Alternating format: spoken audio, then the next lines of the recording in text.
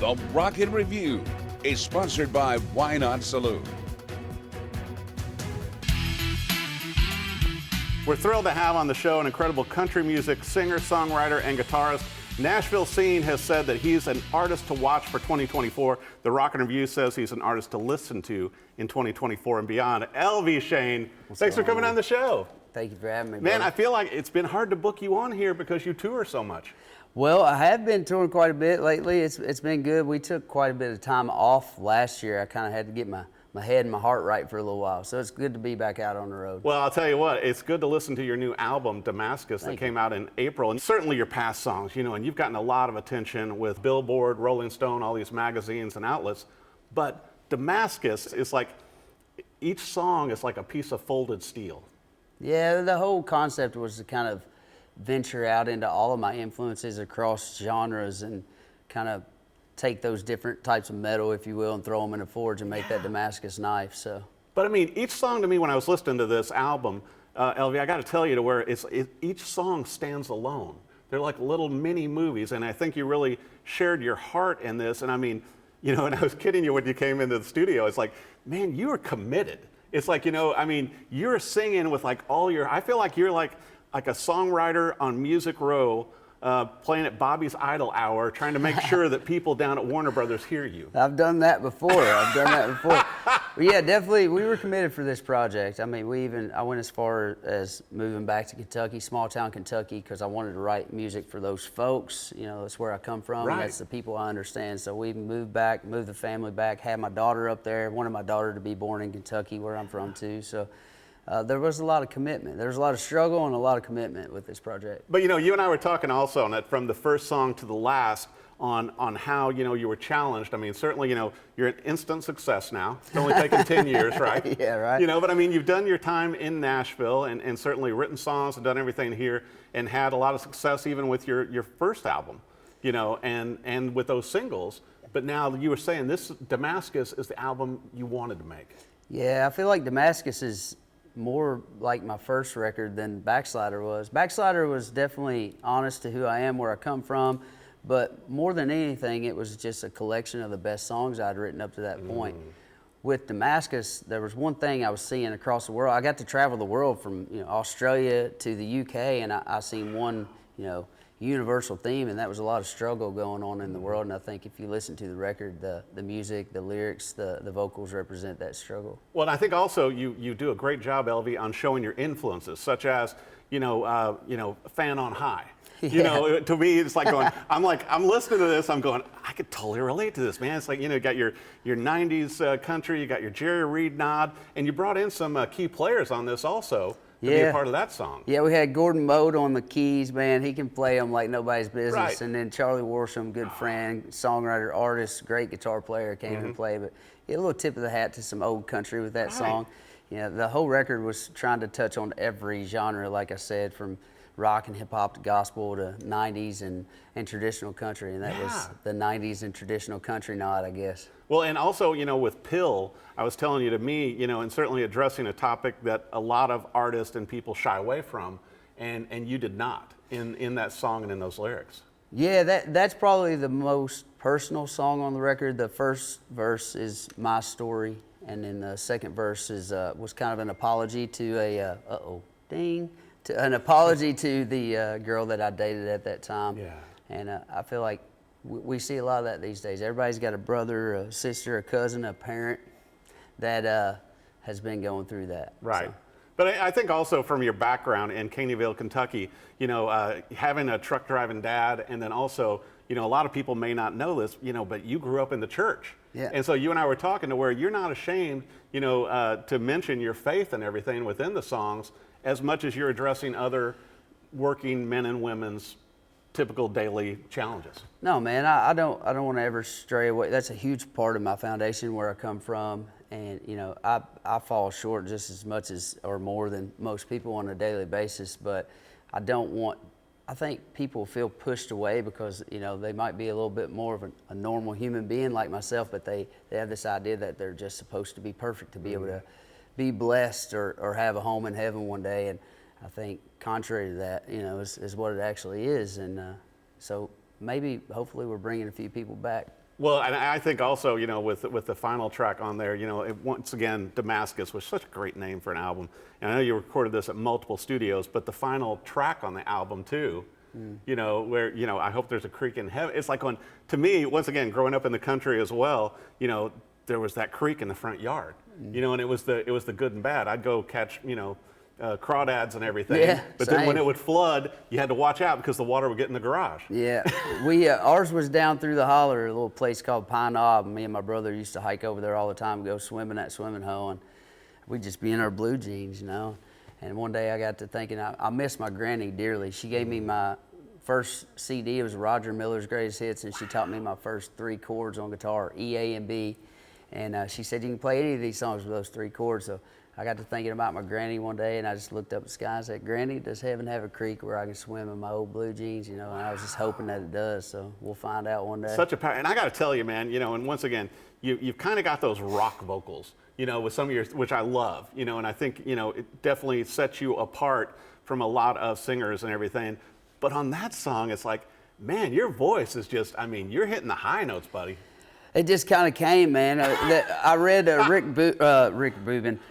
read Rick Rubin's book, The Creative Act, before we got in the studio to finish the record, and he talked about bringing an audience into the studio sometimes for songs. Well, that day it just so happened that my buddy Dan Couch and his daughter Kenzie had stopped by to see what was going on, bring us some food, and they were out there, and I was singing, and it felt like I was actually singing to 2 people as well. So. The spirit got a hold of me, and I just let her rip. You could tell it because it's just soaring. It's just I told you this after listening to your album, certainly your past songs and everything that have done so well too, Elvie. But it's like I had to add some of your songs to my gym playlist. Well, I'll take it, buddy. Yeah, because it's like going, I got to put these in rotation. And plus you had some great guests on this album also. Joneson's the one that fires me up the most, I think. Yes. And speaking of guests, Jenna McClelland, man, she's best kept secret in Alabama. She toured with me for about a year singing background vocals. We called her Shotgun Susie, But go check out Jenna McClelland. She's an amazing artist. artist. So good on that song with you. The vocals pair so nicely. Thank you, man. And then Little Big Town, drunk text from a cabin in Pigeon Forge one night after we wrote the song. It was just like, hey, it'd be real cool if y'all sang on this with me. And sure enough, Karen Fairchild reached out the next day and was like, we love it, let's do it. So. And I felt like on that song too, it's like when it opens up with the harmonies, it's like it hits you in the face. It's like going, oh no, there's no little piano warm up, or like on some of the acoustic guitar that's so great on your album. No, this is like, bam, here's harmonies. I was on the fence about that song as we were writing it, man. But then my buddy Adam Wood was sitting there, and he's like, what if we, in this section of the song, just started, I'm tired of coming in last, yeah. And at that time, I felt like I'd been coming in last. Right. And I was like, I can get with that. So that song means a lot to me. It's just a tribute to everybody out there putting in a first place effort and feeling like they're coming in last. And I think all of us feel that way at times. I know myself too. And certainly, when you moved back to Kentucky to really focus on this album, Damascus and everything, and on touring, but also it seems like you went deeper in the well when you did that to bring out these songs and to bring out this album. And I love it too. You got to tell your story on this because I think so many people can relate that you really didn't see a place for yourself in country music, playing in bands, growing up, in the church and singing and everything at church. But then when you saw the 2015 CMA Awards and you're like, okay, there's a place for me. Yeah, man. I've been a big fan of Stapleton for a long time through the Steel Drivers and Johnson Brothers and everything. And bro country was kind of the thing at the time, and I couldn't really get down with that too much. But when I seen that performance, I was like, oh man, a door might have just opened up. So I started coming that following Monday. I started coming down here with a friend of mine who came down and wrote every week. And, and the rest has been history since then. Well, and on this new album too, you co-wrote on every song. Yes, sir. So, and I've got to ask you about this though, Elvie, because my boy and my girl, because you had to do, it's like really caught fire for you, and it's like and it's tough because you got to live up to that then. And so, what's that like now when you have all these fans coming out to see you on tour, come see you live, and it's like, and they want to hear those early songs like that? I struggle with it sometimes. There's been times where I've thought about not playing My Boy, but then I always run into somebody before the show or something, and they start talking about it, and I was like, I got to do it, I think what that song did really more than anything for me as an artist is just built a foundation of building my songs around honesty and integrity and where I come from and where I'm at that moment in my life. But you know what I think you do so well, and I got to brag about you because you won't, is that with, you know, My Boy and with My Girl, you know, just like with The Pill on the new album, you know, you're not afraid to address topics that other people shy away from, because I mean we all live them, you know, with a, you know, a stepson, stepfather, you know, stepdaughter, you know, it's like people shy away from the hard things in life. It's kind of like, you know, it's kind of like you're taking the Jerry Springer version of music. It's like going, you know, it's like you said, it's like going, I'm going to go ahead and pair, you know, pills with Jesus. You know, and it's like, and everybody's going, you can't do that, Elvie. I don't know. Yeah, I can. I can do whatever I want. You know? But that's got to feel nice also. I mean, being signed to a label in 2019, you know, with BBR and all, it's like going, but you can do what you want with your music and be able to do and share those things with people. Well, I mean, for me, there's artists that can, you know, they can go off and do this or do that, and it's to each his own. But for me, there's just something in me that I can't allow myself to do that.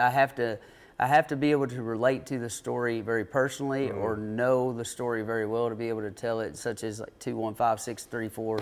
So good. I don't, you know, I've never been to prison. I've been to jail. Those concrete floors don't contour to your body too well, you know.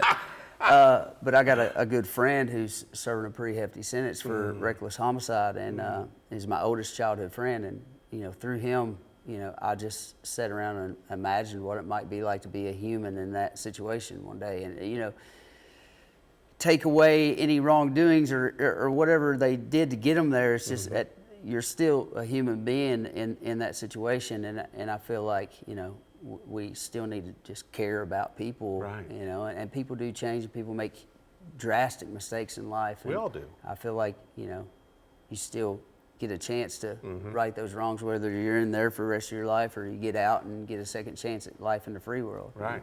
Well, you know, and one of the magazines, I can't remember which one, actually compared you to like Merle Haggard would be proud. Yeah. That's a heck of a statement, man. Yeah, I would like to hear Merle say that, you know. I don't know if that's the case, but it would be pretty cool if Merle, you know, dug what we were doing. You know, that's somebody who really experienced life. You know, I think he was I'm pretty sure, I know actually, that Merle was in prison serving a 15-year sentence in San Quentin.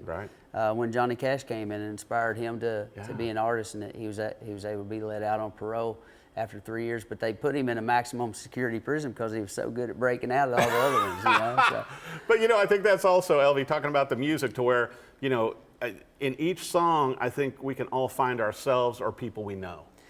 I mean, that's powerful. Yeah, well, I mean, the goal was to highlight universal struggles and issues in the world, and I think that, you know, a lot of people do shy away from these things, or, you know, they pick up their flag or their torch about this one thing or the other, and so many other things, and people get left out when people are grabbing their signs, their torches, their flags, and creating a huge divide between each other, you know. So, but what do I know, you know?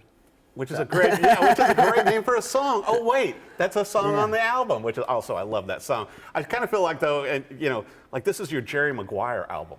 You know what I mean? This is kind of like, you know, it's like this is, you know. Then show me the money. But I mean, that's the way I feel, though, with this album, because I mean, every song is a jewel. I told you this, you know, when we first walked in here, to where it's like I had problems finding a favorite because they all stand alone. You don't have any fluff in the album. Thank you, brother. I appreciate that. I mean, I'm pretty hard on myself about what we're going to cut. You know, there's moments in the record, such as Fan on High we were talking about earlier, where it's like I wanted people to know that I don't take myself entirely too seriously all the time, you know. But I feel like as a songwriter, as an artist, if you can feel something when you sing it, or play it, then you have a better chance of evoking that emotion from people in the crowd. And even if it's just one person in the crowd, then it's worth it. Yeah, and that's the honesty that you're bringing to these songs. And I know that the album's available on CD and vinyl. You got big tour plans. You know, also, I got to tell you, I think you should have, like, you know, either like a Damascus cross or a Damascus pocket knife as merch. I'm just throwing that out there for you. It would fit the album well. Pocket knife they might have a problem with, but I'm down with that idea. Maybe like a cross pocket knife. No, a switchblade. No. You know, they make those. Yeah, they do. I think Smoky Mountain's got those. Yeah, they do. But I mean, you got big tour plans. You know, and certainly you've been touring a lot already, but this album and these songs are really taking off for you.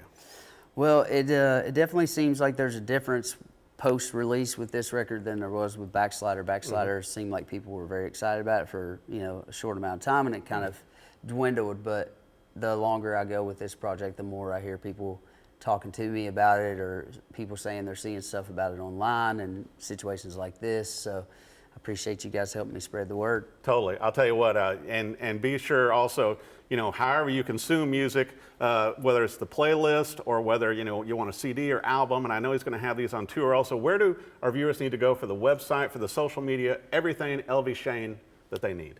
Pretty much all social media is at Elvie Shane Music. If it's got a blue check, it's me. I only say that because people will try to steal your money. Sorry, Aunt Linda, they got you. But also elvieshane.com for any tour dates, merch, stuff like that. Yeah, I'll tell you what, seeing you live with this album, and I mean also some of the huge names that you're touring with and sharing the stage, I think it's great that Jason Aldean and a few of these people are opening for you now. I mean, just Travis Tritt. Yeah, man. Just a few big shows. Somebody made a banner the other day. We're doing a show with Travis here soon, and somebody made a banner that said with special guest Travis Tritt, and I about fell out. Like, don't do that. Maybe that's foretelling of future things. The day that I go on after Travis Tritt is the day that it ain't gonna happen. Well, if that bill was put that way, I think I would have to be like, all right, Travis, you're going on my set. I mean, that's just respect. But also how incredible for you to be at this place now with Damascus, and to be playing these kind of tours with artists that you grew up listening to, Elvie. Yeah, it's pretty amazing, man. I've got to meet a lot of my heroes, They say never meet your heroes, but I haven't really been disappointed by any of them yet. Steve Earle's probably my biggest hero, and, met him. He respects the music, and we've talked about doing some stuff together. Maybe that'll come on down the road. We'll see. Maybe the next projects. Well, and also, of course, the mural and the street sign in Caneyville, Kentucky that's coming. That's pretty cool, man. I don't know about a mural, but they do have that sign out there that says "Home of Our Boy." Every time I come into town, I see that. That has to be humbling. They made Elvie Shane Day on my older brother's birthday. So sorry to steal your thunder, Clint, but I mean, how humbling to have that, because actually the town I'm from actually denies me. It's like when we don't even know Eric Dahl. We're not even sure he's from here in Missouri. I would say that they tried to do that with me for quite a while. Things change. I think more great things are going to be coming. Damascus, don't just listen to one or two songs, and certainly with My Boy and My Girl, the previous songs that Elvie's done, this entire album deserves a listen. I say buy the vinyl, get it signed, but go see him live on tour. Elvie, it's great to have you on the show. Thank you, brother. Appreciate y'all. God bless. Elvie Shane, he's out there.